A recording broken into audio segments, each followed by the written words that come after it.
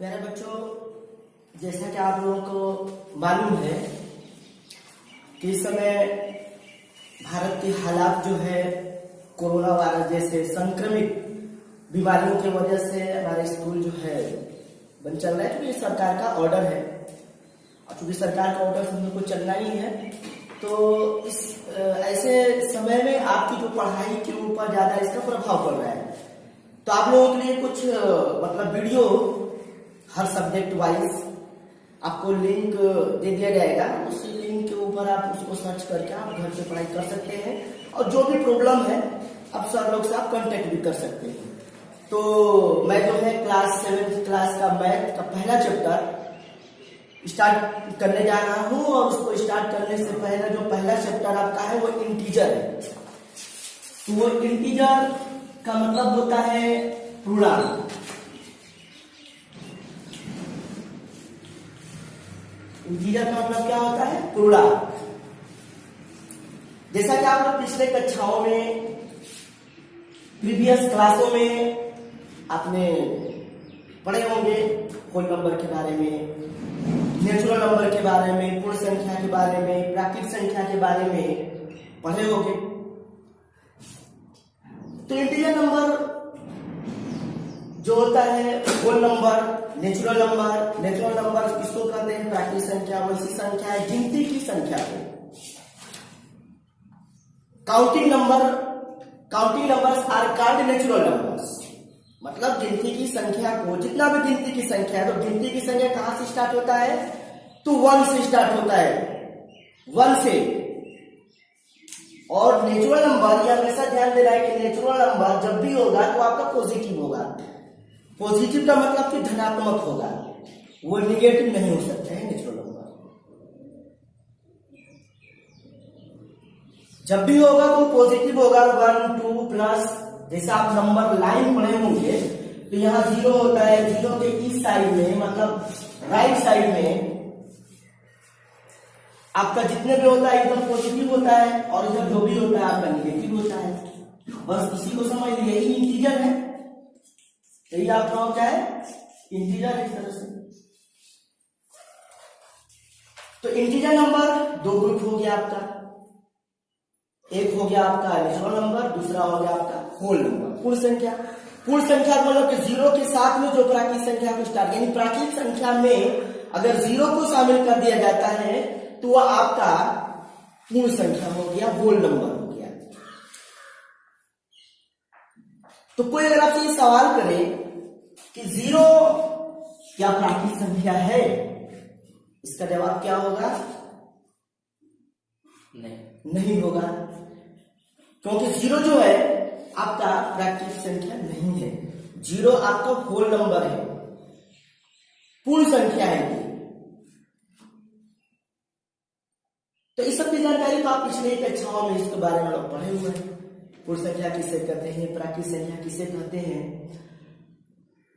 तो integer number की जहां तक बात आ गई, इस लाइन से आप समझ सकते हैं कि इंटीजर नंबर अर्थात पूर्णांक संख्या किसे कहते हैं। अगर नंबर या लिख दिए तो पूर्णांक संख्या हो जाएगा, सिर्फ इंटीजर्स लिखा हुआ है इसलिए आपका पूर्णांक हुआ, नंबर हो तो पूर्णांक संख्या हुआ। पूर्णांक संख्या इससे साफ जाहिर हो जा रहा है, साबित हो जा रहा है कि पूर्णांक संख्या पॉजिटिव भी हो सकता है और निगेटिव भी हो सकता है।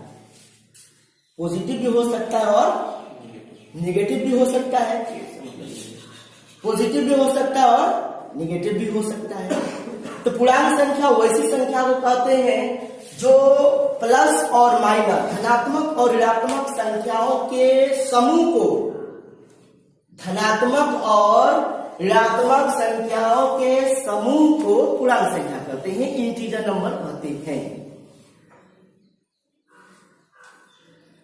0 जो होता है न तो वो धनात्मक होता है न तो वो ऋणात्मक होता है। 0 न तो धनात्मक न तो ऋणात्मक होता है। तो इंटीजर नंबर समझ में आ गया होगा। इंटीजर नंबर जो होता है धनात्मक और ऋणात्मक संख्याओं के समूह को क्या बोलते हैं? पूर्णांक संख्या कहा जाता है। पूर्णांक संख्या में आप ध्यान दें, इधर ये जितना भी होगा आपका धनात्मक, जितनी भी संख्याएं हैं, पूर्णांक संख्या में ही जितनी भी धनात्मक संख्या है वो आपका प्राकृतिक संख्या कहलाएगा, और इधर जो होगा आपका ये ऋणात्मक संख्या भी क्या होगा, पूर्णांक संख्या कहलाएगा। अगर कोई कहे कि 1 2 3 क्या पूर्णांक संख्या हो सकता है, हो जाएगा, होगा। अगर ये कोई कहे कि क्या -1 2 3, ये सवाल किया जाए कि क्या नेचुरल नंबर पूर्णांक संख्या हो सकते हैं, मतलब प्राकृतिक संख्या पूर्णांक संख्या हो सकता है, यस। प्राकृतिक संख्या जो होगा वो आपका पूर्णांक संख्या हो जाएगा। लेकिन अगर ये कोई कहे कि क्या पूर्णांक संख्या प्राकृतिक संख्या हो सकता है, नहीं होगा, नहीं होगा। हो सकता है आपकी एक्सरसाइज में ये सवाल किया हो कि क्या प्राकृतिक संख्या पूर्णांक संख्या हो सकता है, जी होगा। क्यों होगा? क्योंकि प्राकृतिक जो संख्या है वो पूर्णांक संख्या में, अभी हम लोग पढ़े ना भाई कि पूर्णांक संख्या उसको कहते हैं जो प्लस और माइनस दोनों में होता है। तो प्लस वाला तो प्राकृतिक संख्या है जो किसमें शामिल है ना, इसमें शामिल, इसलिए प्राकृतिक संख्या क्या होगा, पूर्णांक संख्या हो जाएगा। लेकिन अभी कोई कहे कि क्या पूर्णांक संख्या प्राकृतिक होगा, नहीं होगा, क्योंकि प्राकृतिक संख्या ओनली फॉर पॉजिटिव, सिर्फ पॉजिटिव नंबर ही आपका प्राकृतिक संख्या होती है। लेकिन पूर्णांक संख्या दोनों होते हैं, इस वजह से प्राकृतिक संख्या पूर्णांक संख्या हो सकता है। अगर यो कोई कहे कि क्या माइनस यानी जो पूर्णांक संख्या है वो प्राकृतिक संख्या हो सकता है, नहीं। बहुत मतलब जो ये सवाल है बहुत मतलब घुमा के सवाल करते हैं, इसको जानना बहुत जरूरी है। एक जगह नहीं कई जगह ऐसा सवाल पूछता है कंपटीशन के एग्जाम में, चाहे कहीं भी बैठिएगा तो ऐसा सवाल जरूर कर देता है टिक करने के लिए, या मतलब इस तरह से भी आपसे पूछा जा सकता है। तो ये आप लोगों को जानना बहुत जरूरी है। तो ये तो क्लियर हो गया इंटीजर नंबर के बारे में, पॉजिटिव नेगेटिव। जीरो क्या है, जीरो ना तो पॉजिटिव हो सकता है ना तो नेगेटिव हो सकता है।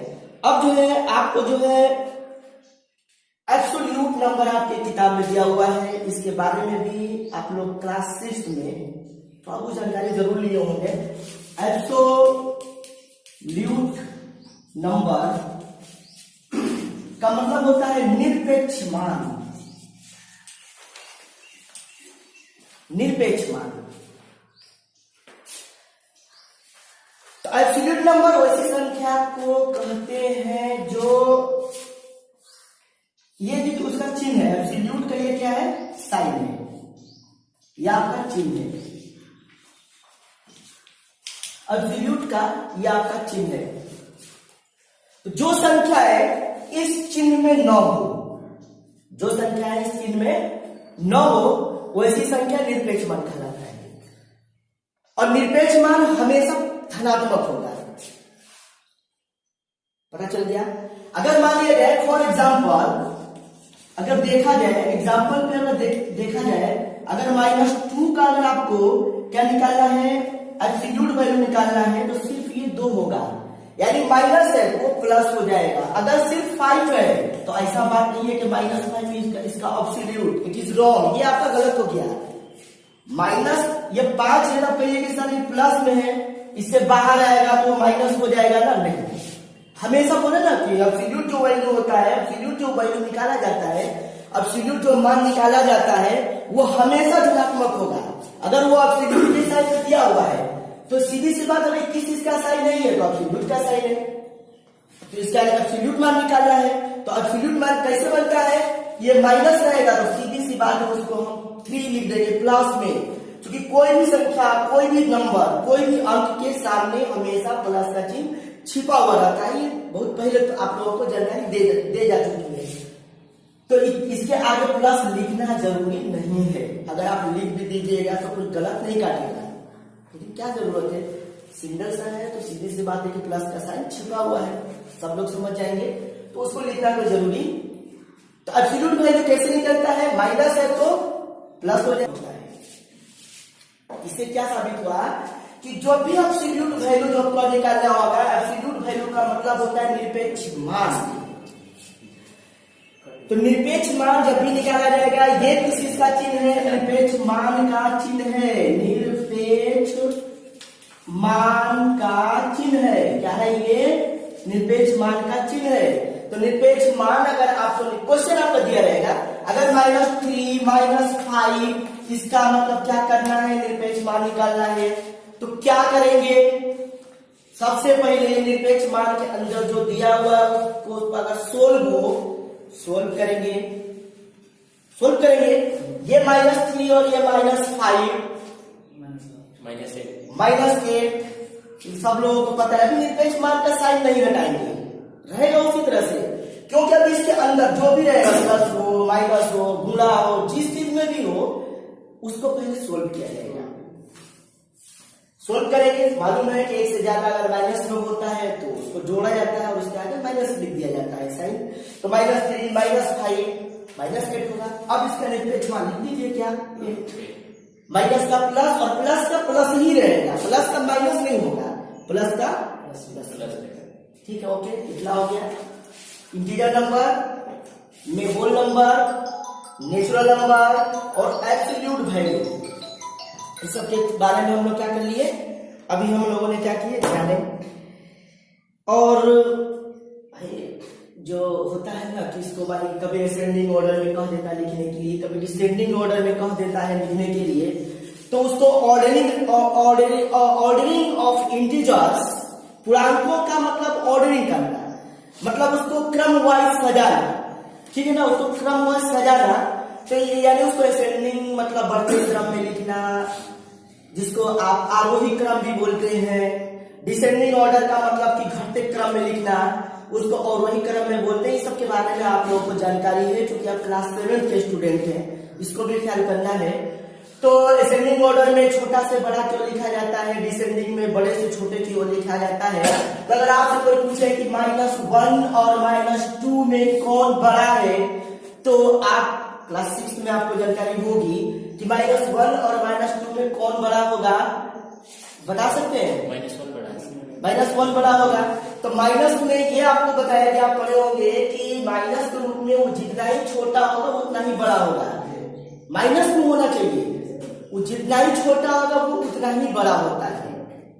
ठीक है, अगर 0 लिख दिया जाए और -100 लिख दिया जाए, अगर पूछा जाए कि इसमें बड़ा कौन है, 0 बड़ा होगा, क्योंकि वो पॉजिटिव है। अगर ये -0 लिख दिया जाए और -100 लिख दिया जाए तो कौन छोटा होगा कौन बड़ा होगा? -0 माइनस में नहीं होता है सर। पहले तो जवाब देना चाहिए कि सर 0 तो हमेशा ना तो पॉजिटिव ना तो निगेटिव, इसलिए सर ये तो आप बिल्कुल गलत लिख दिए हैं।